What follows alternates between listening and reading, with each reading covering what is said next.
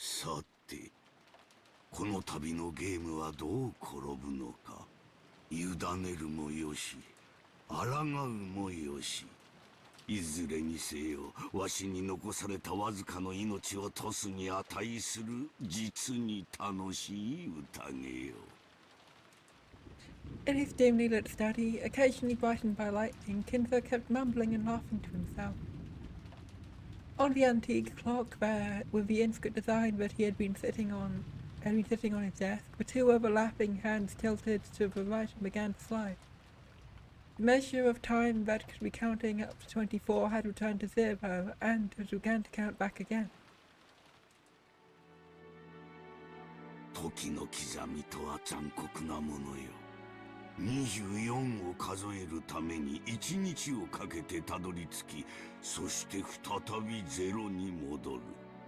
23時59分までは確かに数えただろう。しかし24時にたどり着くことはできたのだろうか。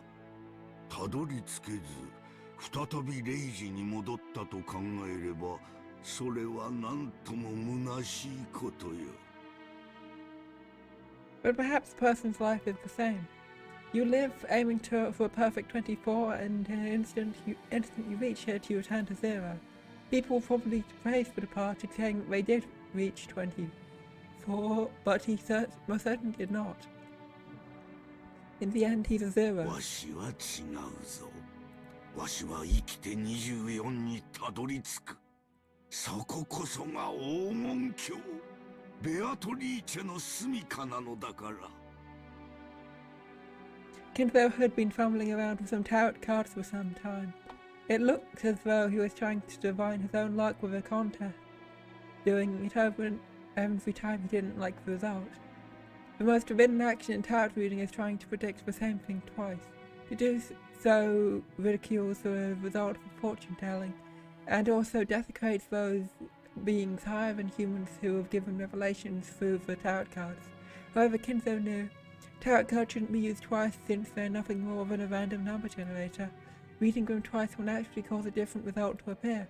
Therefore, reading them twice was not only forbidden to preserve the mystique of a tarot card's results. However, that didn't mean that Kinzo didn't take tarot card reading seriously. Kinzo's interpretation of tarot reading was done in a completely different way. It was to repeat the reading over and over, without giving up on the slightest until he reached the result most favourable to him. The mark he set for this most favourable result would vary, but when he demanded the most favourable result in a strictly literal sense, it was the same as a simple roulette of luck, where he seemed an arithmetic miracle. However, Kinzo used miracles of numbers as the base of his magical power, so this functioned perfectly with a magical ritual. In other words, until the result he desired appeared perfectly, he would strive to repeat the tarot reading over and over with conviction, turning the feelings of his heart into prayers, so that when he reached the heavens, they would be sublimated into results. This was Kinzo's personal magical interpretation. Therefore, even though Kinzo's tarot results were no different from those generally used, the way in which he used them was completely different.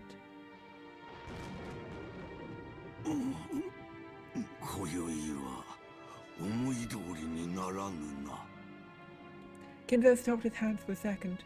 He did not seem to be getting the result he wanted. On the contrary, bad cards that shouldn't show up as often appeared repeatedly, and continued to interfere with the miracle Kinzo had wished for. そういうことなのか。Kinzo seemed to have received some revelation that was different from normal. But judging by the unlucky cards scattered across his deck, it was difficult to imagine that the omen had been a good one. For a while, Kinzo closed his eyes, tightly pondering something. Then, as the thunder roared, he made up his mind about something, took the telephone receiver and dialed. わしだ。源氏はおるか。至急だ。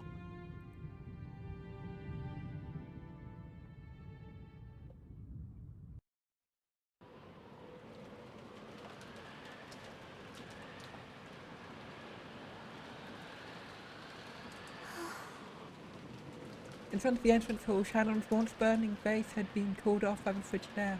He had thought, that George's proposal would surely come sooner or later. It wasn't as though she hadn't prepared herself mentally, as she had answered by nodding. Had she been reckless because of her youth? Should she have thought about her future more seriously? I wonder if my immediate reply made him think I'm a cheap girl. If I'd at least waited until tomorrow morning, would that at least have shown him I was taking this seriously? Now that she'd already received the ring from George, Shannon kept fidgeting in embarrassment. I should have done this, I should have done that. As she did, she heard the sound of footsteps flashing across the puddles.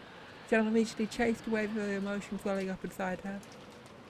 源氏様、カノン君も。すみません。すぐに戻らなくて、She grew stiff, thinking she'd surely be scolded for spending too much time in her secret lovers' meeting with George. シャノン、親方様が至急書斎へ来るようにとの仰せだ。急ぐ。Okay, so the phones are working at midnight. はい、かしこまりました。一体何事なの？不吉な予感がするってさ。自分で儀式を起こしておいて都合のいい話さ。大田に気取られぬよう裏から入る。足音に気をつけろ。はい、姉さん注意して。姉さんは賑やかだから。Cam was especially good at hiding his footsteps, just like a cat. He was able to be suddenly there without anyone noticing and leaving him the same way.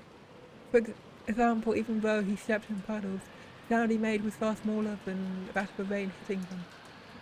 Genji also had abilities of that kind, but rather, both servants' stored furniture was supposed to be like that. Just like how desks and closets go unnoticed by members of the family, they servants also held it as a great virtue to just suddenly be there whenever they were needed. Compared to that, Shannon's footsteps were strongly asserting themselves. She was also trying to hide her footsteps, but compared to Kanon and Genji, well, you could say she was a little more boisterous. Eventually, they reached the back door and the three of them entered the mansion.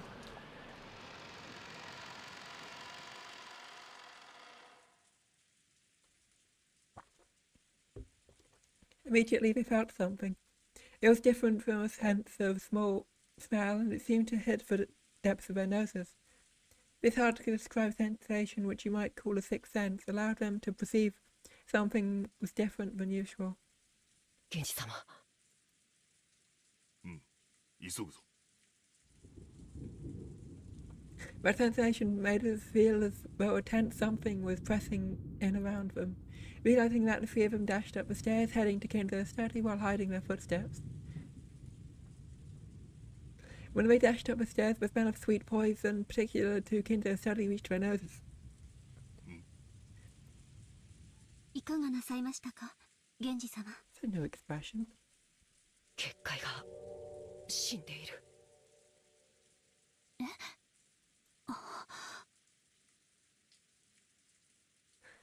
After hearing Canon's words, she looked at the door of the study. A scorpion pattern was engraved on the doorknob, a powerful ward against magic, the final barrier which protected Kinzo himself. It had been broken. Of course, there was no change to the doorknob that I could see. Those who could understand things people couldn't perceive were able to recognize that a dramatic change had occurred. 親方様、親方様、源氏でございます。ここをお開けください。Genji called in this way after knocking several times. There was no answer from the study. シャノン、背中を守れ。カノン、室内を探れ。はい。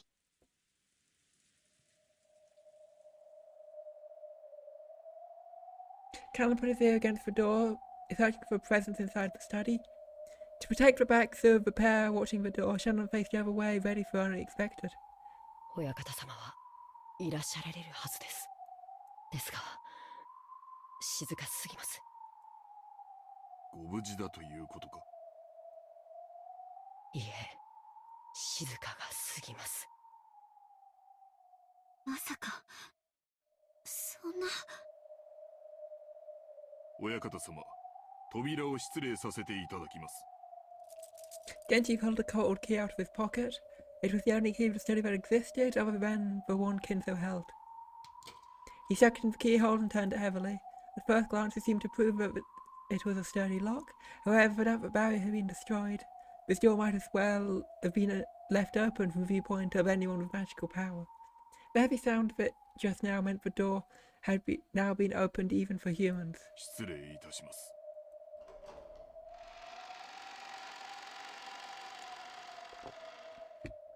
As Genji respectfully bowed his head and Kanon's sense of tension grew tighter, and Kanon trembled, they entered the study. Immediately discovered Kinzo's figure. He was sitting on the reception sofa so that his back faced them. Genji noticed the person sitting across from him and bowed again deeply. Kanon also noticed that person, but he didn't bow his head. He stood in front of Kanon and spread out his arms, blocking the way to her. So without even seeing that person's face, Shannon had already a good idea who it was. お越しでございましたか。ベアトリーチェ様。源氏か。なかなかに早いな。やはり家具は主の呼びかけに素早く応える方が良い。こやつとは大違いだ。ロノエ様もお越しでしたか。 Genji directed his greeting towards the thin darkness behind and to the right of Beatrice, where there shouldn't have been anything. Even Kanon and Shannon would never have imagined that someone was there. However, the darkness responded immediately and praised Genji's eyesight. 相変わらずさすがです。だいぶの久しぶりになりますね。それにしても老けましたね。それだけの弱いを重ねましたか。充実した日々を過ごしております。ロノエ様におかれましても、ますます充実されておりますようお見受けいたします。ええ、おかげさまです。そしてシャノンも久しぶりですね。君は随分と美しくなった。そして随分と強くなったようですね。良いことです。ありがとうございます。姉さん、あいつは一体。カノン君とは会うのは初めてになりますね。私はベアトリーチェ様の家具頭を任されておりますロノ源氏さんの古い馴染みですよ。あなたと同じに私も家具です。使える主は異なりますが。The tense colour didn't disappear from Kanon's face even in the slightest. Depending on the master furniture served, they might be kind or brutal or anything else. If this person claimed to be furniture serving the hated Beatrice, then he must be despicable as well. わらわもすっかり嫌われたものだ。坊主憎ければ今朝までなんとかとはよく言ったものよ。Beatrice openly sneered at Kanon's hate-filled face. Then Kanon finally realized. Beatrice and Kinzo were having a chess game across the reception table. But Kinzo hadn't even quivered. He was holding his head with both hands, his eyes closed tight as he was contemplating his next move. Or was he in anguish? 親方様。わらわが金蔵に伝えたのは2つ。良い知らせと悪い知らせだった。良い知らせは、儀式を終えずしてわらわと再会できる幸運を得たこと。悪い知らせは、金蔵が儀式の一番最初の生贄に選ばれてしまったことだ。こればかりはわらわにもどうしようもない。実に気まぐれにルーレットにて決めたのだから。嘘をつけ。もてあそんで殺しているくせに。よしてカノン君。さて金蔵、そろそろ負けを認める気になったのか。これにてわらわとの長きにわたる勝負は決着だな。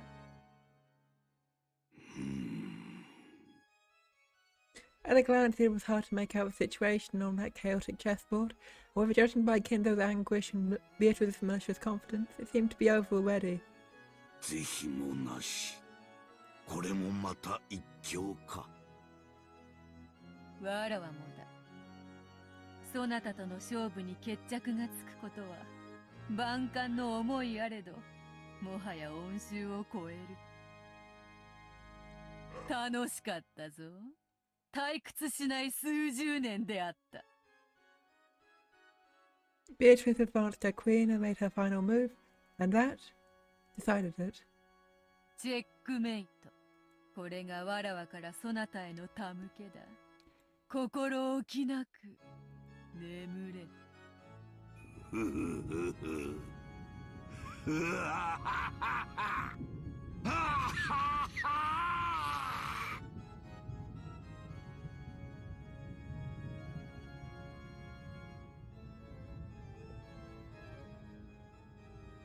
Kinzo suddenly stood up and laughed like an opera singer facing a full crowd and spreading his arms, as though he had succeeded in a century-long plan.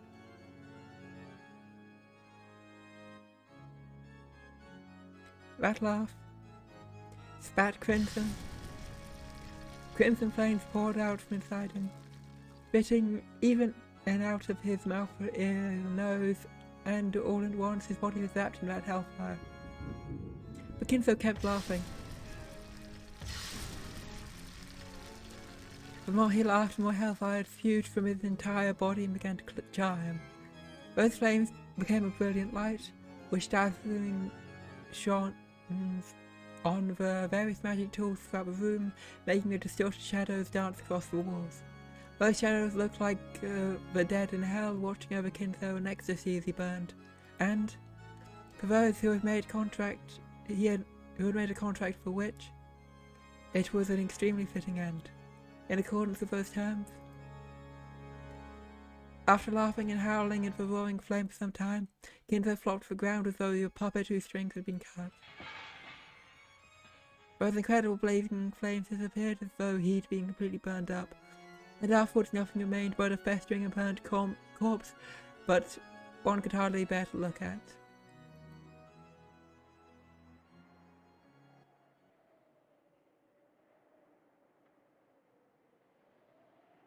Mukoi. お前が言うか。ふさわしい死に方だと思っているくせに。なぜお前が姿を現している？僕たちに何か用だとでも言うのか？よしてカノン君。ベアトリーチェ様を挑発してはダメ。すっかり怯えさせてしまいましたね。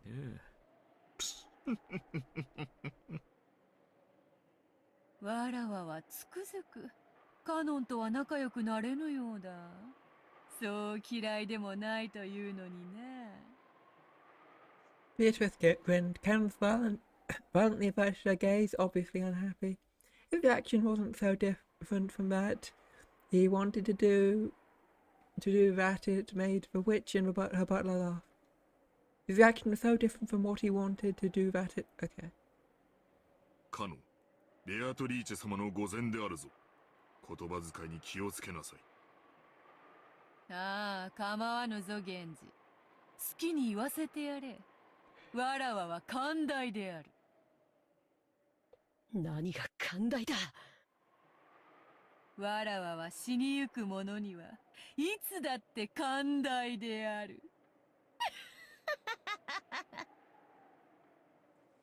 Can was taken aback by that creepy laughter. Beatrice wasn't here just to take Kinzo's life. The first twilight requires 6 sacrifices. Kinzo alone wasn't nearly enough. And they just casually walked in here. 安心せよカノン。そなたらがここに訪れたから生贄に選ばれるのではない。生贄に選ばれているからこそここに呼ばれているんじゃないか。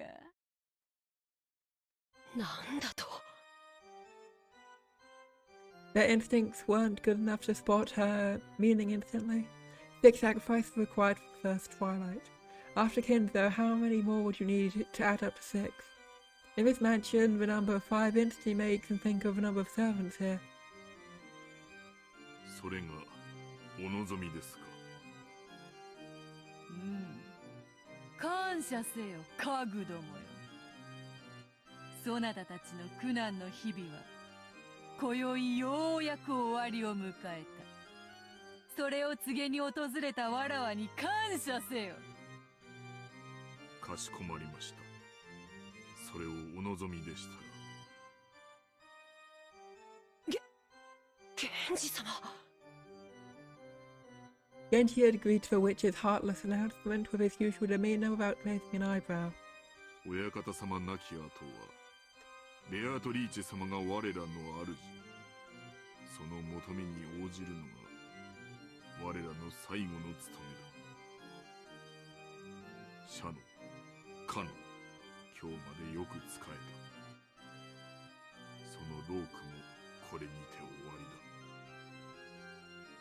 源氏はさすがですね。同じ家具としてあなたを誇りに思いますよ。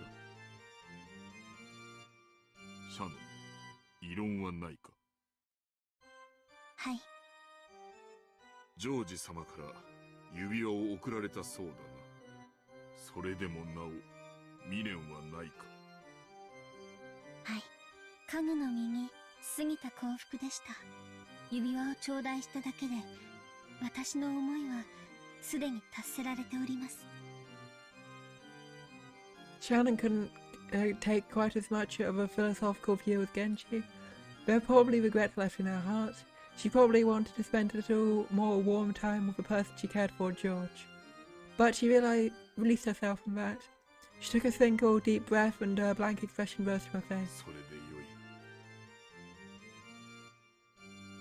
シャノンがそこまでの落ち着きを得るとは少し驚きでした。あなたも家具として達観したようですね。惚れた男と夜も共にできず少しは悔し涙をこぼさんのか。退屈な女よ。ベアトリーチェ様ごときにこの気持ちはわかりません。私たちの命をご所望でしたらどうぞお受け取りください。私たちは謹んでそのお務めを全うします。それでいい。よくぞ言ったな。ベアトリーチェ様の苦手なタイプのようで。最近こやつめはだいぶ達観しよった。どうも前回いじめすぎたようだ。それを言ったらバトラもか。わらわはまだぬるいのか、それとも追い詰め方が下手なのか。いずれにせよ面白みのないやつよ。しかしお前はまだわらわを楽しませてくれそうだよな、カノン。カノン君。Compared to the two of taking a far-sighted approach, there was a painful anguish on Cannon's face. Cannon was still far too young to accept his demise after being told of it suddenly by a suddenly appearing witch. カノン、わらわは退屈を何より嫌う。そしてお前を除く二人が素直に死を受け入れるもので面白くない。だからそなたにはわらわの期待を裏切らないでもらいたいものだ。僕を慰み者にしようというのか。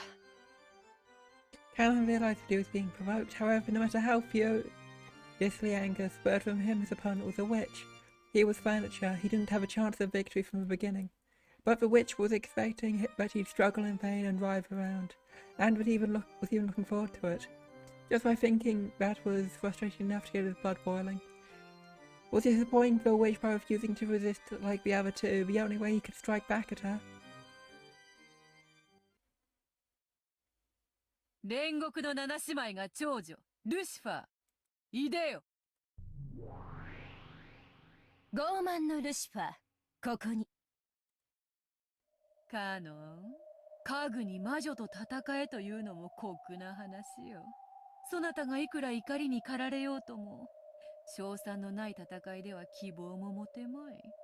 無論、勝ち目のない戦いでは、わらわも退屈というもの。ならば、家具は家具。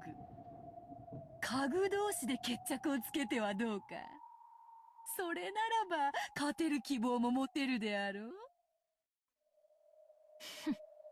恐れながらベアトリーチェ様、私がそのような出来損ないの家具に劣るようなことがありましょうか？こんな可愛い子に私が万一にも負けるようなことなど。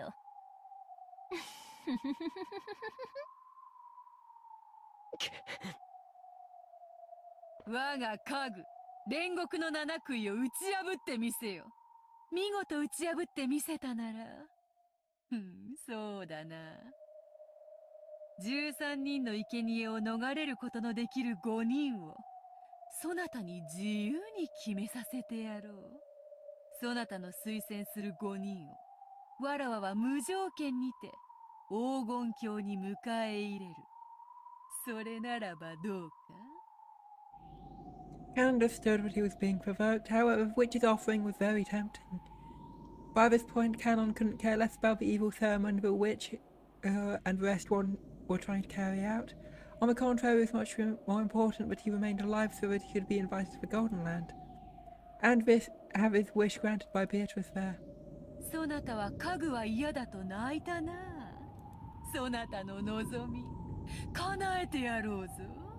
枕を濡らしてまで望んだ人間の体を与えてやろうぞ。どうだ？そうすればジェシカとも結ばれるぞ。おお、ちょうどよい。黄金鏡へ招ける5人にジェシカとそなたを推薦すればよい。自分だけが幸せになることに抵抗があるならば、さらにシャノンとその思い人であるジョージを加えればよい。義理があるならばさらに源氏も加えればよい。おお、これで5人だ。十分ではないか、カノン。これだけのご褒美があれば。そなたはわらわを退屈させはしないよな。どうせ戯れよ。耳を貸す必要はない。僕は嫌だ。姉さんはそれでいいの？ Beatrice couldn't hide her evil smile at those words. 僕は嫌だ。幸せになりたい。家具なんてもう嫌だ。人間になって普通の恋がしたい。僕も姉さんのように海が青いってことを知りたいんだ。若いですね。羨ましい。だから若者は好きなのだ。源氏、シャノンは下がれ。カノン、ルシファーは前へ。仰せのままに。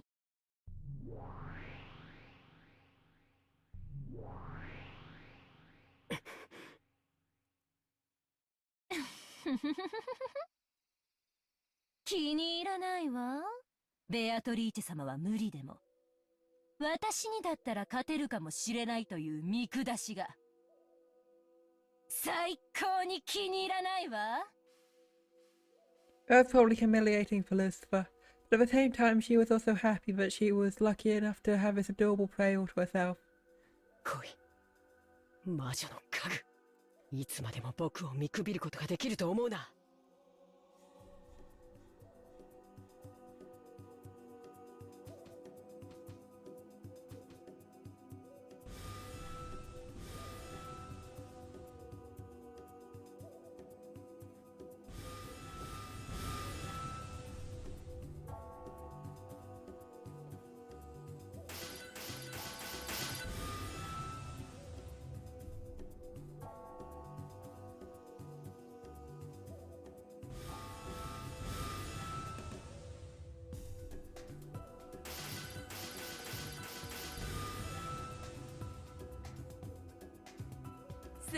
だバトラー、楽しい見せ物の時間であるぞ。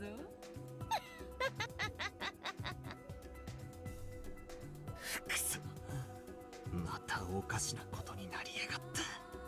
魔法バトルなんて認めてたまるかよ。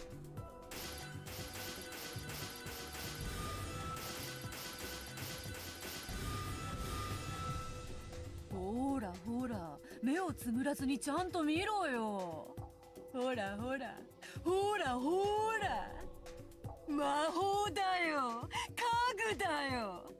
そなたがどんなにわらわや魔法の存在を否定しようとも、ほらほらほらほらほらほら、こうして目の前でブオンブオンカキンカキンやられちゃ台無しだよな。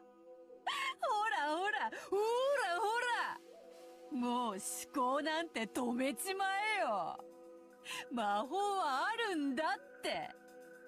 これはファンタジーなんだって。目を閉じるなよ。しっかり見ろよ。ほらほらほらほらほら。畜生、畜生、畜生、畜生。魔性を認めない、魔法を認めない。でもこんなにあからさまにやられちまったらなんだっていやいいんだ。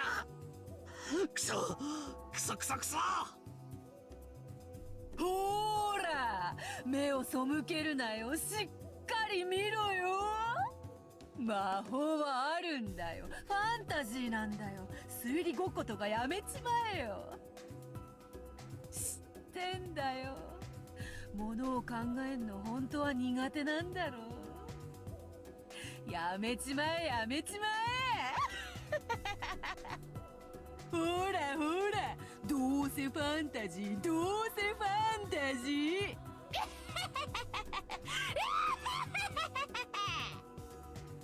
うるせえうるせえうるせえ。俺に話しかけるんじゃね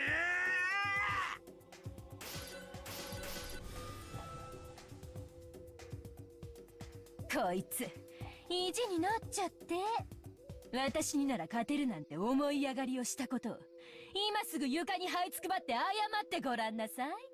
そうしたら特別に許してあげてもいいわよ。生きながら生皮を剥がして絶命するまで全身を鞭打ってのたうち回らすのを特別に許してあげてもいいわよ。可愛い子なんだから謝っちゃいなさいよ。そうしたらあなただけは最高に素敵な気分の中で優しく優しく行かせてあげる。黙れ、魔女の家具。お前と問答するつもりはない。私なんか眼中にないというのね。気に入らないわ。イフを感じ、本当に気に入らないわ。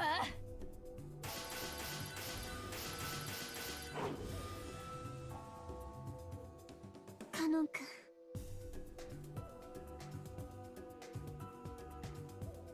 あやつ、サタンの時よりも筋がいいではないか。だから人間は恐ろしいのです。たまに魔女にまでなり、悪魔を執事扱いにしたりいたしますよ。わらわはどちらを応援すればよいというのか。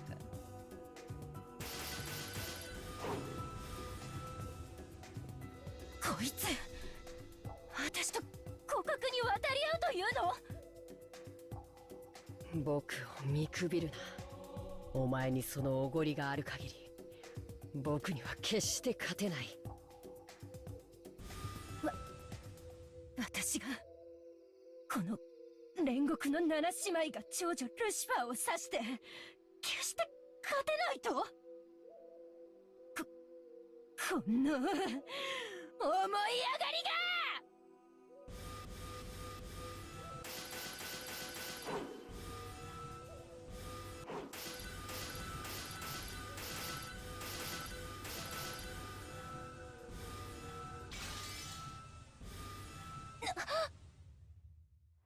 Canon was desperately trying to stay alive, and he had a strong desire to become human, but Lucifer didn't feel anything stronger than a slight desire to play.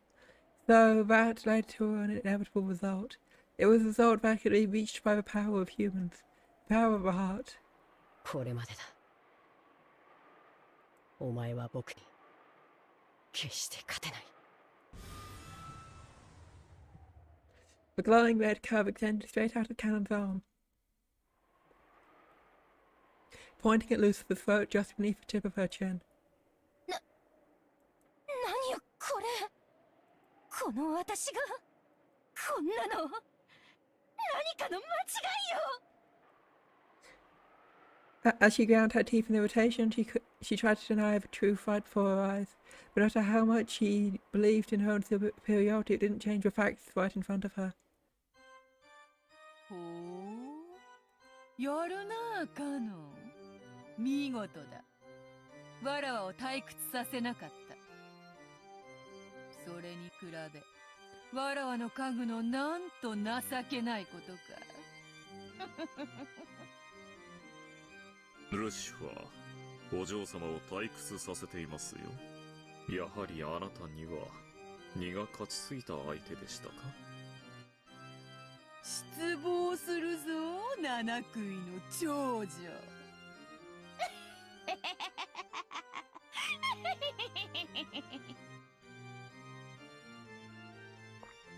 It seemed like a mere rebuke to an outsider. However, the furniture serving the witch knew what kind of severe treatment was promised by that rebuke, and understood what had been left unsaid. この出来損ない家具が。 She howled, abandoning her last bit of pride. She made her body explode, exposing her true form, which formed a demon stake which bounced off the walls surrounding the room. よくも私にここまで恥をかかせたな。殺す殺す殺す殺す。このぬるまが私の姿をもはや追うこともできないくせに。もう遊ばないよ。本気で怒ったわよ。お前の心臓を一撃で貫いてやるよ。ぶっすりざっくり貫いて真っ赤な血の噴水を天井にまで届かせてやるよ。死ねー。カノン君。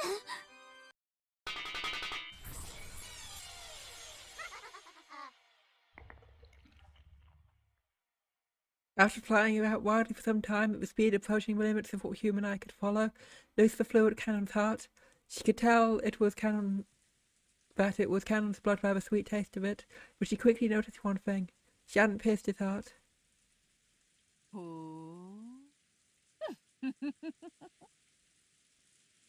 これだから人間は恐ろしい。紅茶はいかがですかな？今はよい。紅茶もいらぬほどに面白い。カノン君。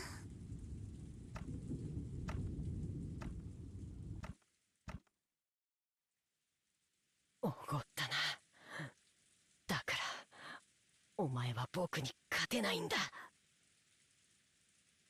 The floor was stained with dripping blood. It really was Canon's blood, but it wasn't flowing out of his chest. Canon sacrificed his own left hand to protect his heart.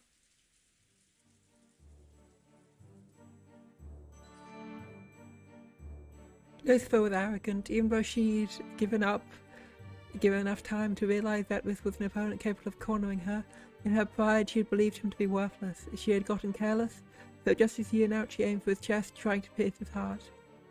Because she was arrogant, she hadn't even thought of aiming for somewhere other than the place she'd announced. No, maybe she had thought about it a little, but her pride would not allow her to aim for a different spot. After all, she was Lucifer of pride. Canon was withstanding the pain, grasped the demon stake sticking out of his left hand strongly with his right hand, pulled it out. And when she heard the sound of breaking bones and even more blood dripping out, Canon looked away reflectively. There was an air hole at the back of his hand so big you could see through it to the other side. Canon's face was filled with pain, but right now, he had won without a doubt. The demon stake he was gripping his right hand turned back to Lucifer again. though Cannon was now gripping exactly where her neck was.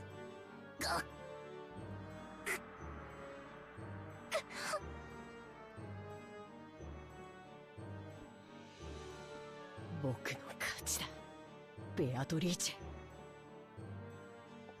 Cannon didn't hold back, with her hand gripping Lucifer's throat. She had challenged him again after the fight had already been decided. Cannon had no obligation to be considerate. But even so, Cannon released Witch's furniture. Was this his naive humanism, his pity on other furniture, or a final bit of respect for Witch? In any case, she was released. Lucifer fell face down on the ground, retching and moaning of the pain in her throat. お見事ですよ、カノン。あなたの奮闘により金蔵の研究の正しさが一つ実証されました。 When Ove was clapping his hands to Cannon, who had won at a great cost, and had a wound in his left hand that wouldn't close, when Ove's applause felt like a little like mockery. 人の心はあらゆる可能性を秘めるか。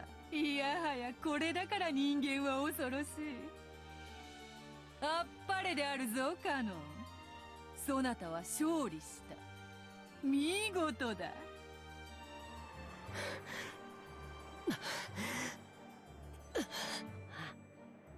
大丈夫？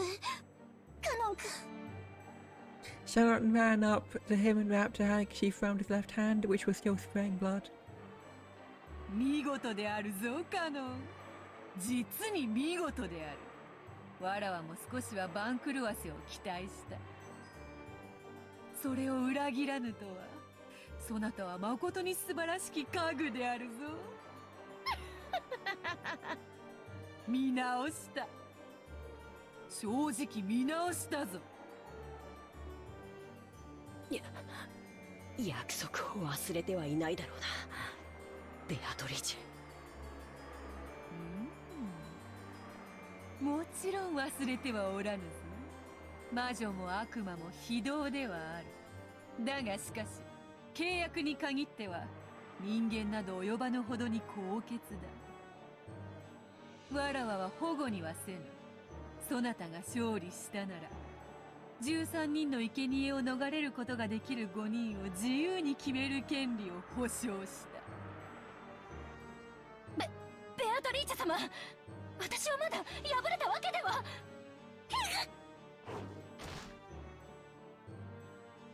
Beatrice waved her pipe. A heap heaven and earth turned over just for Lucifer. So, as a horribly natural result, she fell onto the ceiling.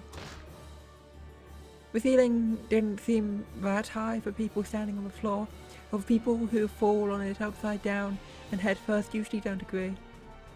お嬢様、さすがにやりすぎでは。それもそうであるな。許してやるか。Beatrice waved her pipe again, and when she did the magic that had been effective, Lucifer was released. Though it was a horribly natural result, this time she fell properly back on the floor.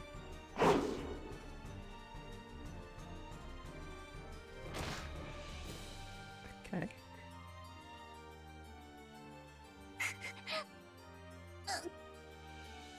ベアトリーチェ様、お許しを。何を怯えておるか。わらはもはや許したぞ。さてカノン、続けようではないか。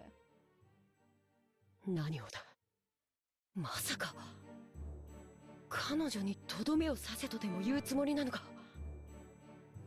ああ、違う違う。まだ終わっちゃいないだろうが。何をだ、はぐらかすな。わらわは確かにそなたと約束したぞ。わらわの家具、煉獄の七杭を打ち破ったならとな。さあさあおいでなさい、煉獄の七杭。不甲斐なき長女の6人の妹たち。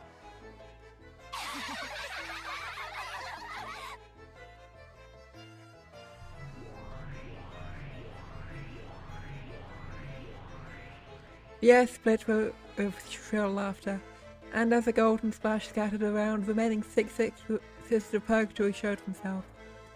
All but 7 sisters of Purgatory were there after Canon was able to defeat only one by sacrificing his left arm. By now, Canon regretted his thoughtlessness in accepting the witch's challenge. He had been foolish to assume the game against a witch would be on an even footing. お姉様、どうして床に這いつくばってるの？お前たち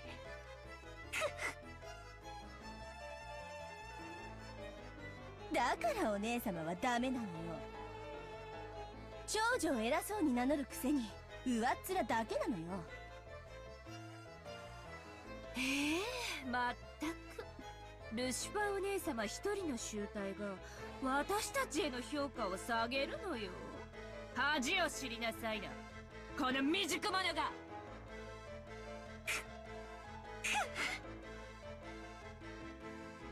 カロンくん、すごいす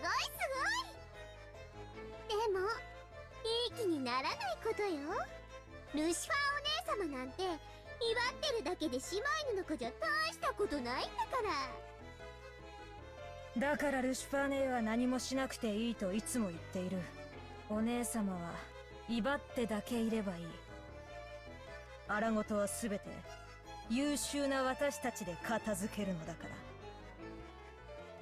ら。お姉様、どうする？私たちはお姉様のプライドを尊重して、そのボロボロの体で再び挑むのを期待して手出しをしないつもりなんだけれど。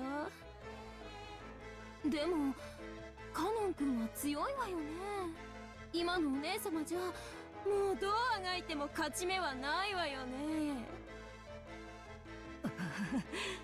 お前たち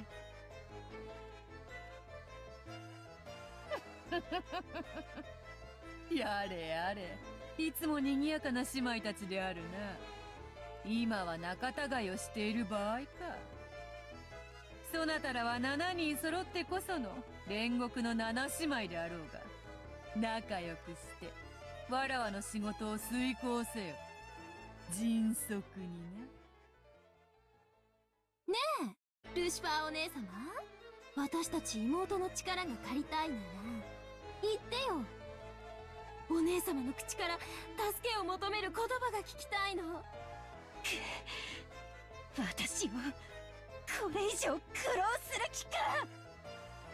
愚かでひ弱で見苦しくて情けないこの長女のルシファーをどうか妹の皆様お助けくださいっ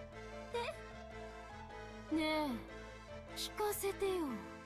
それを聞かせてくれたら助けてあげる。それでいいわよね、みんな。お前たちおのれ。 The 7 sisters of Purgatory unanimously closed in on their worthless sister, abusing her. Even Canon had been fighting for his life until a second ago couldn't bear to look at it. 私がそのようなことを口にできるものか。早くせよ。どうせお前一人では拉致が開かぬわ。早く7姉妹にてカノンを撃て。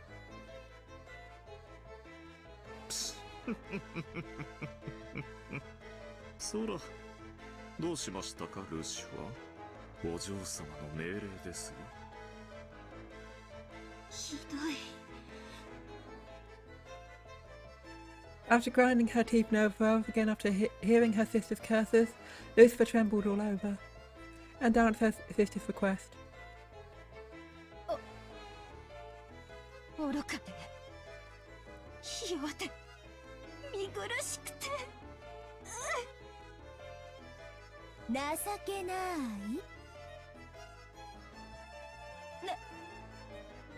情けないこの長女ルシファーをどうか。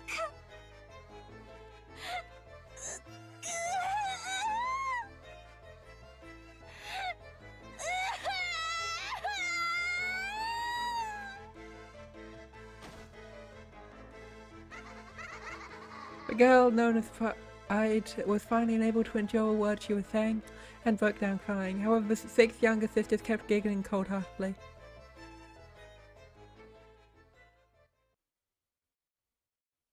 ちょっと泣いてごまかさないで。まだ言い切ってない。もう十分だろう。さあ姉妹たち、我らの力を見せてやろう。私は全部聞かなきゃ満足しないわよ。ほらほらお姉様、続けてよ。もう十分よ。さあ、この屈辱は姉妹全員の屈辱。生かして返しはしないわよ。さて、哀れな家具をどのように遊んでやろうかしら。素敵な提案はある？ベルゼは仲良く7人でカノン君を分けっこしたらいいと思います。良い提案だな。それでなら姉妹でみんな仲良しだ。なら私、頭部ね。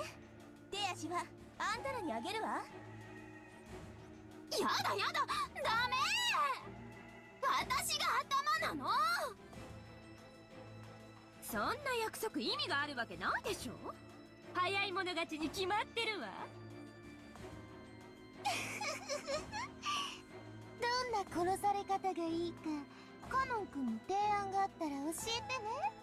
7姉妹でとびっきりの殺し方をしてあげる。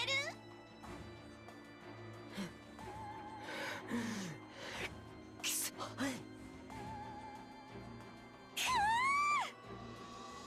ここまで恥をかかせたんだもの。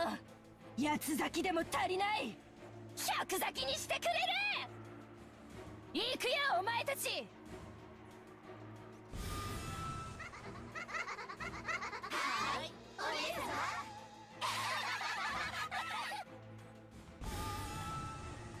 様。Seven of them burst at once. They had no intention of playing or boasting. This time they would genuinely follow their master's order. Take Cannon down swiftly. The 7 stakes jumped out of the room faster than I could see, examining how they could best kill Cannon. They tortured Cannon with their cruel giggles, sometimes making a close pass at him. They kept scraping his arms, shoulders and cheeks, gradually carving red letters into his body. At that moment, Shannon jazzed up behind him, holding him up onto him so that she blocked way to his body at least a little.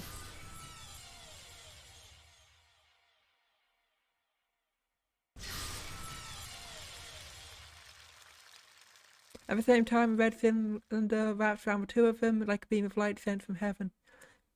That cylinder repels the evil ones who tormented Cannon. 何？ずるい。あんたは関係ないでしょ。きっとこれはあれよ。私たちと一緒に遊びたいのよ。なら私がもらうわ。いっただき。ベアトリーチェ様、シャノンを私たちの獲物にしても？ああ、構わんぞ。好きにしろ。お前たちの悪時期にはカノン一人では足らなかろうしな。ありがたき幸せ。さあ、しゃしゃり出てきたことを後悔させてやろう。どっちがどっちかわからないくらいの肉片にして混ぜてミンチにしてハンバーグにしてあげる。バカね。それよりあの結界を破る方が先でしょうが。食い意地より先に仕事しなさい。はい、お姉さ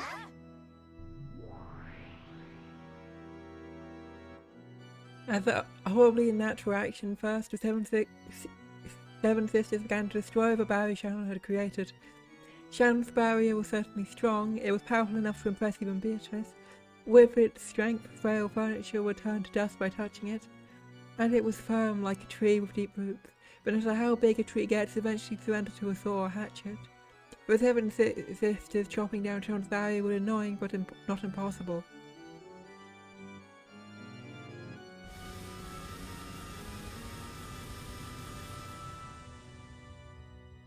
It sounded like beetles jumping around, about grew even faster and filled that room. The red barrier was being cut out and eroded away as though with a hatchet, a saw, or a chainsaw by now.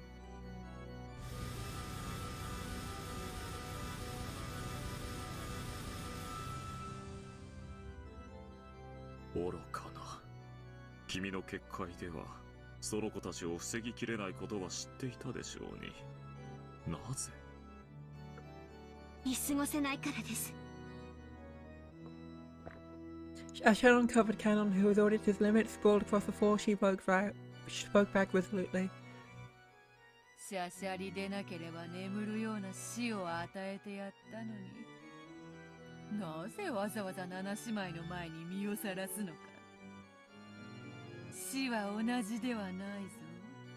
苛烈な死は死してなお苛むぞ。どうぞお好きなように。あなたがしたいことを好きにするように、私もしたいことを好きにしたまでです。どうにもそなたはこのところ面白みに欠けるな。恋というやつは達するかどうかのあたりが一番面白い。達してしまった後の女はさながら産卵を終えた鮭のごとしか。そなたにはもう飽きた。ありがとう。魔女から聞ける言葉で最も嬉しい言葉です。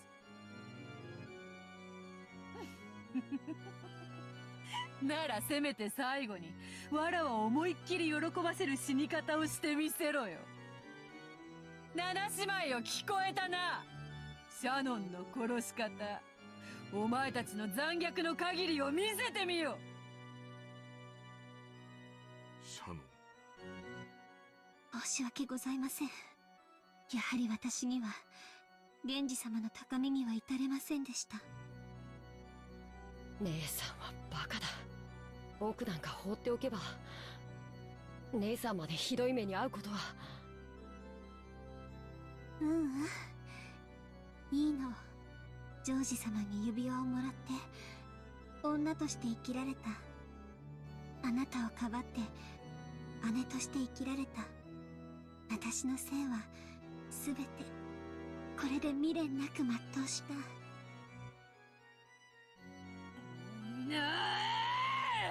イライラするぜ。その達観が本当にイラつくぜ。だから家具なんだよ。お前からは人間の匂いがしねえんだよ。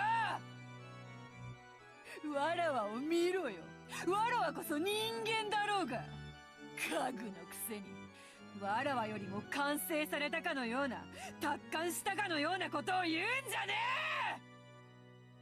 醜い。その未練があなたの正体なの。未練じゃねえ。それが生きるってもんだ。指輪もらったから死んでもいいとか。理解できねえ。さっぱりがっかり愕然呆然。全然ダメだぜ。お嬢様、少し品がないかと。うるさいわ家具が。シャノン、楽に死なせてもらえると思うなよ。舌を噛むなら今のうちだ。哀れね。もしも私の目にあなたのその姿が映ってそれが見えるなら、己が醜さにおののくといい。安心しろよ。てめえはそれよりさらにめちゃくちゃぐちゃぐちゃに生きながら醜く潰してやるからよ。 Another time Genji softly entered the red barrier. Perhaps the barrier didn't block those without ill intent. Then Genji gently held her from behind and covered her eyes with his right hand. 源氏様。もう十分だ。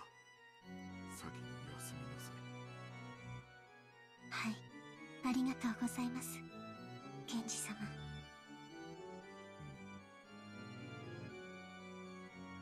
After that, Genji softly pressed his left hand near her collarbone, as he did, emanating from that area. A crimson stain gently spread out.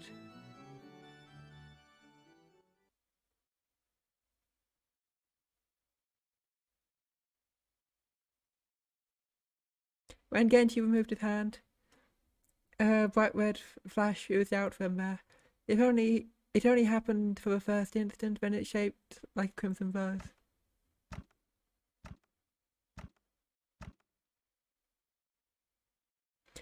Emily removed his right hand, covering her face. There was a peaceful expression there as though she was sleeping. Then it fell softly, silently, and slept. Her soul had really been sent to a world where the malicious witch and her furniture could not reach her, no matter how evilly they tortured her. This scene left Beatrice and the seven sisters stunned. Only one of them wore a mysterious smile. Then Genji leaned over to Kanon, who was crouching on the floor. よく頑張った。お前ももう休むといい。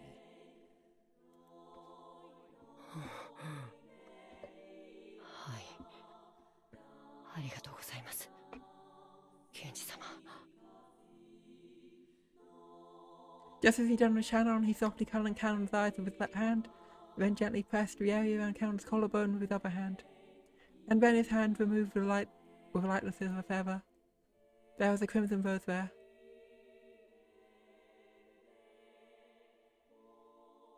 But the rose shape quickly turned into a strain of bright red blood pouring out. 何よそれ。つまらぬやつ。生命の風船は針にてつき、威勢よく割るから面白いのだろうが。見事です、源氏。それでこそ家具です。ありがとうございます。それではベアトリーチェ様、ロノウェ様、これをもって私の最後のお務めとし、おいとまをさせていただきます。わらわの楽しみを勝手に奪いおって。この二人をギッタギタのぐっちゃぐちゃにしたかった分、そなたがそれを変わるのであろうな。Beatrice's face eased him with an unsatisfied expression, but Renove spoke quietly to Genji with a soothing smile. ご苦労でした。あなたは私の最高のしもべです。これまでの労をねぎらうに値する安らかな眠りを、あなたへの最後の褒美として取らせましょう。おい、勝手な真似を。Renove snapped his fingers. Genji thumped over on the floor like a puppet with his strings cut. They used that expression again with Kins. Don't use it twice. Suddenly, and yet gently, he crumpled to the floor into a sleep which no witch could call him back from. It was filled with kindness as the sleep had given Shannon and Canon.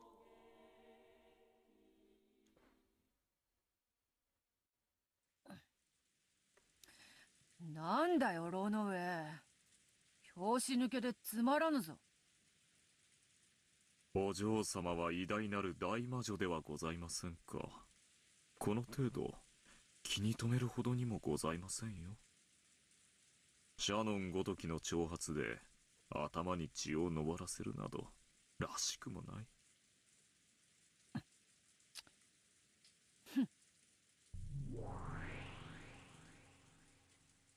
What was it that Beatrice had so irritated?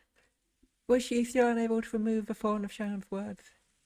Renove laughed lightly as though lamenting the complexity of humility in a woman's heart and ordered the seven sisters to go. After all, there were still 2 sacrifices for the first twilight. 7 sisters disappeared in ecstasy.